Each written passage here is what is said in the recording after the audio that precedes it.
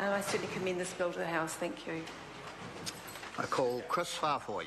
Thank you very much, Mr Speaker, for the opportunity to speak to the Search and Surveillance Bill. Mr Speaker, as the three previous speakers on the Labour side of the House have mentioned, this bill has had a long gestation period. It began under a Labour government in 2008 and sparked by the Law Commission report in 2007. On this side of the House, we still support the continuing reform of the law in this area around search and surveillance, because we do think that the legislation has become outdated, but in its current form we will not be supporting this bill to the next stage, because we do have some substantial concerns around three areas that have already been highlighted by Charles Chauvel, David Parker and Leanne Dalziel. I'll be focusing, because of my past, on the press freedom aspects of our concerns, and we would like to see some specific provisions in this bill be inserted to protect the freedom of the press and the confidentiality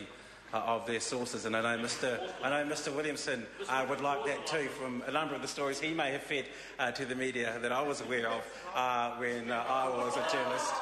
So I'm sure that Mr Williamson may want to keep his anonymity in that respect. And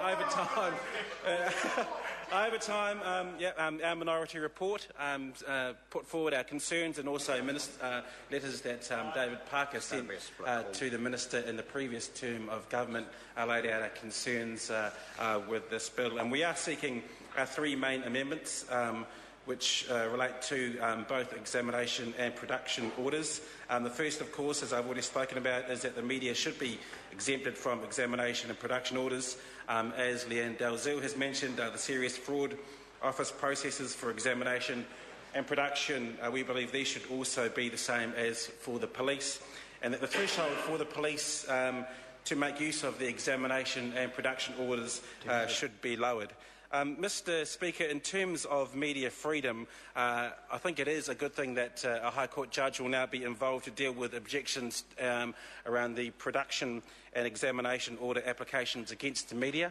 I know this was a live issue, certainly in my time. I think there was suspicion that the police may come knocking on our door at TVNZ for some tapes. I can't remember the specific issue, but if someone else in the House may be a bit more learned in the legal area, we understood that the police could not assert a search warrant on Parliament buildings.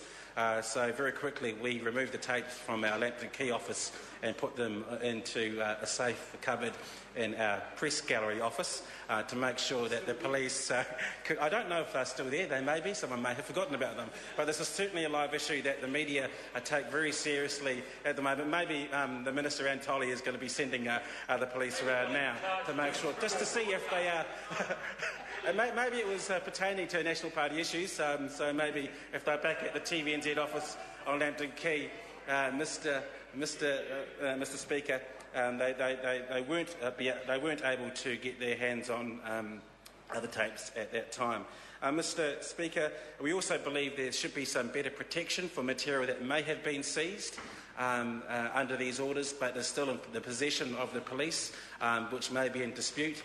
And we believe that under the current legislation there aren't enough protections around in that department, but we are hopeful that there is going to be an SOP at some stage, and we are expecting one where some changes may be made in that respect to make sure that there are better protections for information or tapes or documents that may have been seized from the media but are still in dispute. Mr Speaker, as we all probably know around this place, the protection of the media's sources and material is a major pillar of journalism, and to risk that is a serious risk to the level and freedom of the press at the moment. So we are on the side of the media who we have spoken to, many of them who want to make sure that in this legislation there are protections in place for them to make sure their sources remain anonymous. Mr Speaker, this is important legislation. We do believe that some of the measures in it are worthy of making sure they are passed, but because of the three areas of concern that we have at the moment, we are not willing to support it unless some serious changes and significant changes are met. So we are hopeful that is done.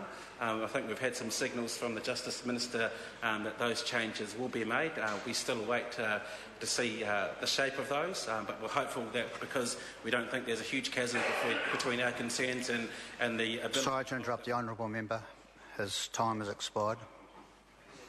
I call Stephen Browning. Mr. Speaker.